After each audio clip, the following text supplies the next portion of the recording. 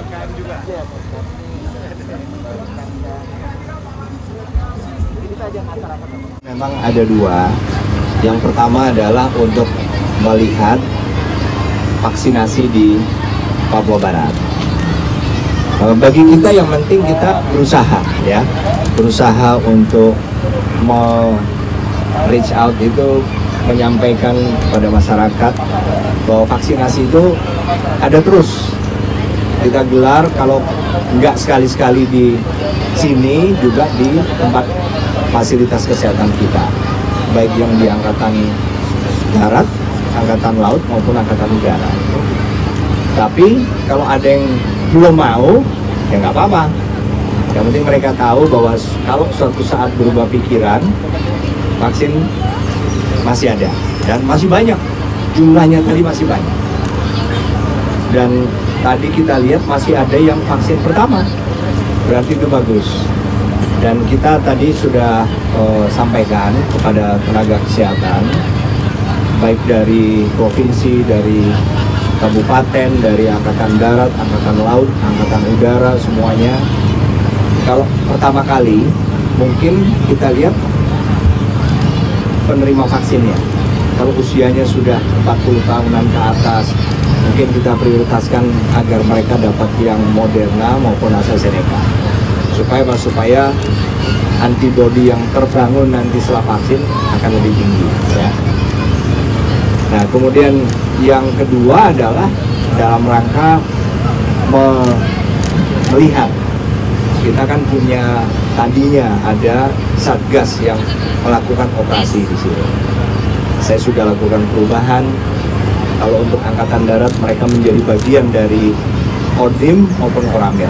Nah, ini juga dalam rangka untuk melihat secara langsung apakah prajurit-prajurit kita yang berada di Satgas Koramil itu sudah memahami tugas barunya. Dan kalau untuk Otsus, Pak Gubernur ini sudah datang ke Jakarta. Jadi saat saya masih menjadi Kepala Staf Angkatan Darat, kita sudah selesai dengan Bintara Otsus yang jumlahnya 1000. Dan itu sekarang sudah masuk satuan, tetapi di Jawa.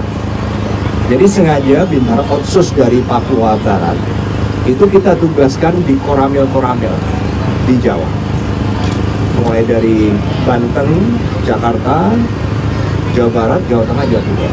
Harapannya apa? Harapannya supaya mereka bisa tahu di mana tugas-tugas Babinsa di Koramil-Koramil yang memang sudah lama. Nah, itu kan yang sudah berjalan. Kita berharap 1 tahun penugasan di Koramil-Koramil di Jawa, nanti kemudian tahun depan kita berharap mereka sudah semakin paham, karena kan mereka baru selesai pendidikan, berarti hanya teori. Nah, sekaranglah prakteknya. Mereka langsung dibina oleh Babinsa lebih senior maupun Komandan Koramil. Ya. Nah, berikutnya gimana? Berikutnya Pak Gubernur datang minta untuk tamtama nih, minta 1000 tamtama khusus dari Papua Barat. Saya menawarkan, saya bukan pemilik kewenangan. Jadi pemilik kewenangan untuk menambah kekuatan itu ada di Menteri Pertahanan. Tapi kita akan dorong untuk juga melaporkan kepada Menteri Pertahanan bahwa Papua Barat memang perlu tambahan yang cukup banyak. Karena apa? Untuk Angkatan Darat ini di Papua Barat, kekuatan yang nyatanya hanya 35%. Masih jauh. Kebutuhan kita di sini 100%. Yang ada sekarang baru 35%. Oleh karena itu memang harus ada percepatan nambahnya. Nggak bisa hanya mengandalkan program rekrutmen rutin kami. Karena rutin itu sedikit. Nah, jadi inisiatif Pak Gubernur yang sangat bagus, bukan hanya inisiatif, berarti kan anggaran ada yang kemudian harus dikeluarkan oleh Bapak Gubernur untuk membiayai pendidikan mereka. Nanti begitu mereka selesai pendidikan, kemudian mereka dilantik menjadi prajurit TNI, yang membayar adalah negara. Beliau meminta untuk 2022 ini 1000 tamtama. Saya menawarkan, Pak, kekurangan di Papua Barat ini begitu banyak, masih 65% kurangnya. Oleh karena itu saya ingin kalau bisa kita dobelin. Kalau Bintara Otsus kemarin 1000, tamtama 2000. Karena kurangnya memang banyak sekali, bukan soal apa, nggak ada. Benar-benar pertimbangan kita harus kejar, seperti halnya di daerah-daerah lain di luar Papua Barat. Di Papua itu sudah 49%. Nah, di sini 35%, lebih sedikit. Jadi harus kita percepat sehingga minimal di atas 50%.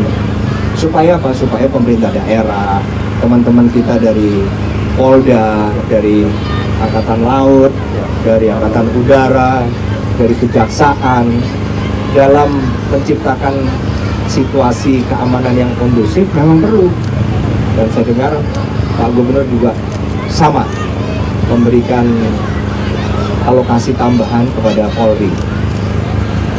Nah, jadi itulah komitmen kami.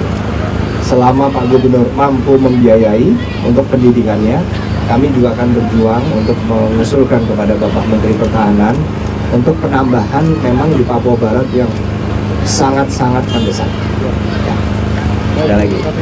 Ya, terkait dengan akhir November adalah membuat satuan-satuan yang ada di Papua dan Papua Barat itu melakukan tugas-tugas rutin, tugas-tugas yang normal, seperti halnya di luar Papua dan Papua Barat. Sama, kalau Angkatan Darat ada satuan teritorial, mulai dari Kodam, Korem, Kodim, Koramil. Kalau Angkatan Laut, di situ ada Lantamal, di bawahnya ada Lanal, di bawahnya ada Pos Angkatan Laut. Kalau Angkatan Udara ada misalnya Ops Angkatan Udara, di bawahnya ada Lanut. Sama.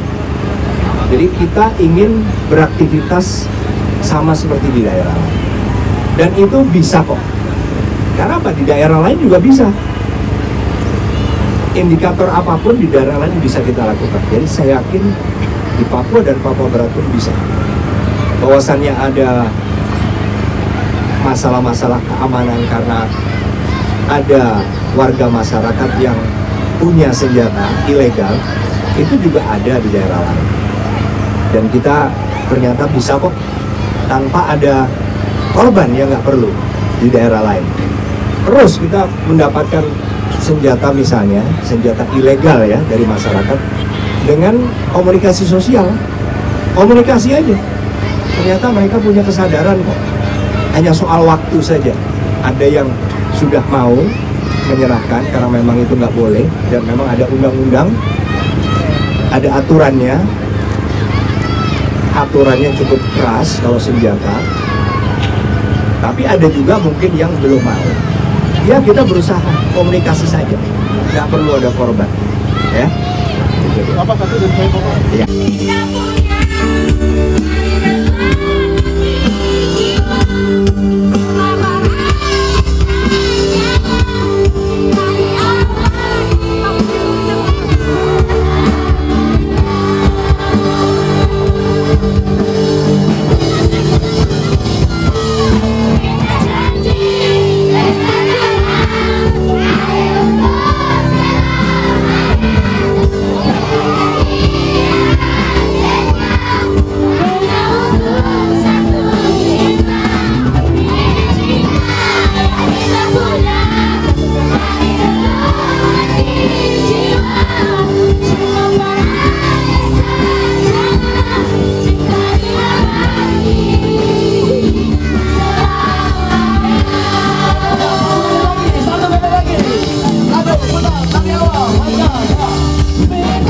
Janji